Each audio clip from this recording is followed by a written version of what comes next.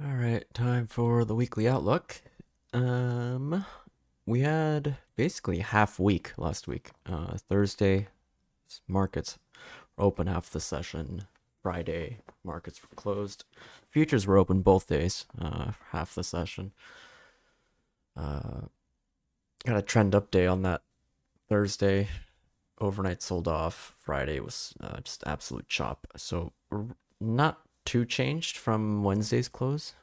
Um, a little higher, but not too much change from last Wednesday's close, and really nowhere from last week's open. Um, the question I think that's on everyone's minds, like, when's the pullback? And instead of shorting for that, like, or aimlessly shorting for that next like 5 to 10% pullback, I think it's better to look at it in terms of continuing to look long until levels start to fail. So we try to establish 1 to 2 levels each day that we watch. And, let's say tomorrow we establish or we break that level and establish a bit of value below that. Now we have, that level as well as probably a couple other levels below us that we can help to use to really confirm some potential downside. So I think that's the way we'll take it. We'll take it day to day when it comes to downside. Otherwise, we'll continue looking long. And yeah, we'll talk about levels. I know we are overextended. I realized vol is pretty low. Eventually, it's gonna come a time like where you get that pullback. But anyway, main focus for this week is going to probably be where we spent these 3 sessions last week trading. Really ended day 2 Fridays ago, Monday, Tuesday, and Wednesday. Right, some overlapping value on both ES and NQ. I know NQ had another session there only because they were extremely weak on that Tuesday.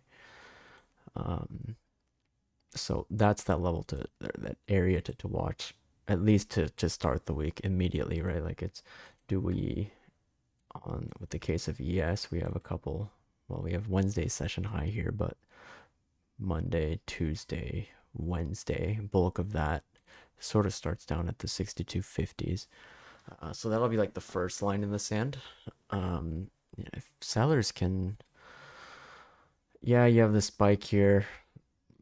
Really no liquidity grabs here, right? Just continuously just lower. Continuously just higher highs. So we can watch that to start the week. And I'm more interested in this and this though. If we can, if sellers can start establishing some value, or from here, accept back into value, and really lose this level and establish value below, I'd be interested in playing downside. Otherwise, if we're going to be bid up against those levels or weak, sellers weak below this 30s, I'm going to be looking to really press longs, just to swing for a couple more days. But this is like the main focus, at least to start the week, is like, what do we do up against this 4-day composite, right? Really 3-day composite. This 1, 2, 3 sessions. So that's gonna be sort of what I'll be watching. And for continued upside, I'll just be watching this 6290s, right? Session low of that half session, session high of that Friday half session. We'll be watching those for continued strength to the upside. I usually don't like putting on positions on Sunday. I like to wait till RTH. So we'll wait to see what we do up against that during RTH if we stay up here tonight. Okay. And bigger picture, like, buyers aren't really in trouble unless we start trickling down towards the 1600 and losing that. All right, okay. Then you got another gap down there. So, but for reference, prior all-time high up there. In terms of value, not much until, yeah, we saw this beginning of this year slightly. Not too much time spent up here, but yeah, this and then the prior all-time high would be like the first major area of support that I'll be watching if we as a buyer if we do come down and see that. NQ, a little bit of a different story. You had a lot of your Mag 7 and names that were at all-time highs or approaching all-time highs just sold off on that Tuesday, while a lot of other names, a lot of the small caps, all of the names that were actually down on the year actually got a bid. Most likely just due to positioning. Just Q2 just ended. That was the first day of July, so maybe that was the reason. But yeah, the profile starting to look a little different. So NQ got 4-day composite here from last week, and you get the point of control up here. We got bid off of it Wednesday night to take the long into Thursday, but you left some weak lows. You really never took out these lows. Overnight held twice, so extremely weak level. I'm not going to be blind bid there again, although it looks tempting, right? I'd gladly do it on a reclaim if we lose it, right? And if sellers are, let's say, unable to continue the push lower, and we get some form of excess and establish, let's say, the rest of the session up above, I'll be looking to get bid up against this to get some swing longs. Lower, don't think I'm too interested in. I know their composite looks a little tricky. It's not as evenly distributed as ES's is. Heavily skewed to the upside here, although most of it tapers off by this point. So I'll treat this as a lower end of the balance. The 600 is a weak level. You got bid off of it 3 times, once pre-market. I definitely won't be bid there again. I'll probably most likely just be watching this for some responsive activity from buyers. Like if we're going to be establishing value below this, I think that a little bit extra move to the downside can be warranted, at least down to that prior all-time high. You got a naked point of control here, a weekly point of control down here, just below that prior all-time high. In terms of value, we don't have much until this prior balance high and this gap. I think the gap fill area is sort of what I'd be more interested in, or this 21,800s area as my longer term line in the sand for buyers. But for this week, yeah, I think it'd be easier, at least to start the week, to just be bid up against this like 935s. Right, prior session high, prior session low, prior session high. I know these two were half sessions, but still a relevant inflection point, I think, that we can work off of. And like I said, below weak level here, weak level at 600s, poor lows. And with this kind of profile, it's tough for me to be blind bid somewhere. I like being blind. I like just leaving limit orders in places. On ES, I have a couple places, but really tough to kind of work with a profile like this when you have all these weak levels within it. So NQs especially, I'm going to be working more with reclaims in that regard.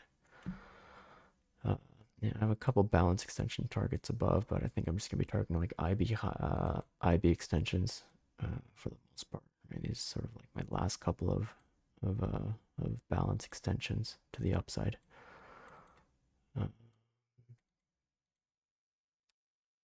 RTY at a potential play.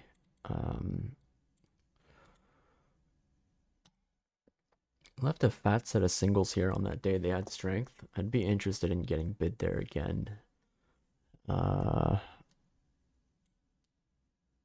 You have this sort of prior this.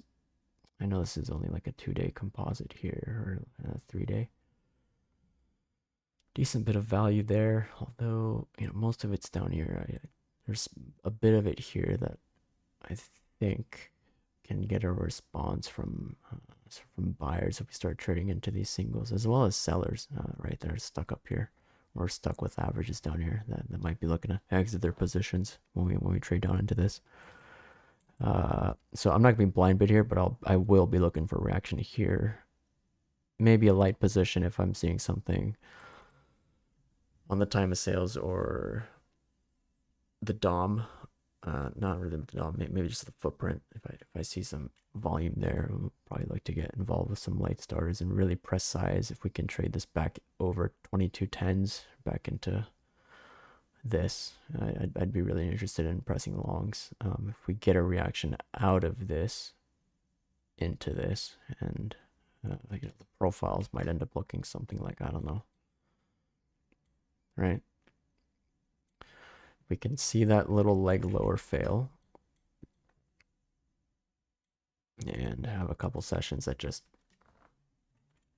whether it's overlap value or whether it just spends like a single period here and one more back test and go, I'd be interested in getting long. Something that degree, ideally.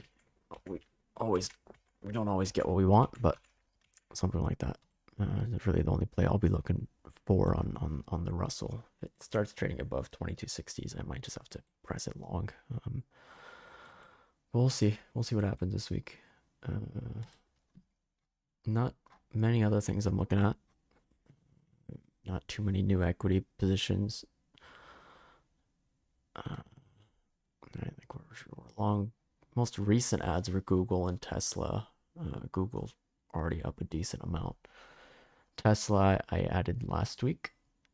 Actually took off my Oracle and CrowdStrike position I've been holding for the last year. So those paid off nicely. Remember, we made the IGV call. Yeah, exactly this time this year, last year. That was the end of Q2 call, and I liked it.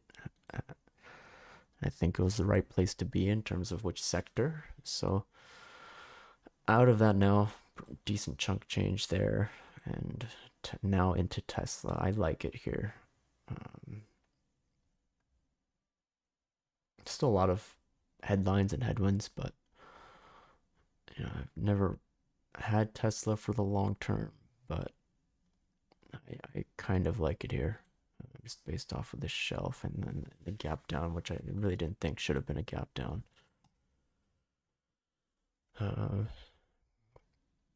Macro wise, still nothing's really changed. Still bullish. Yeah, risk on completely for me. And whether it's equities or crypto, I'm in IBIT and Ethereum, or double leverage Ethereum, and long growth. So I'm long copper. We'll see how that plays out. I know they've been lagging up against your other metals and commodities, but we'll see how that plays out. Anyway, hope y'all have a great week.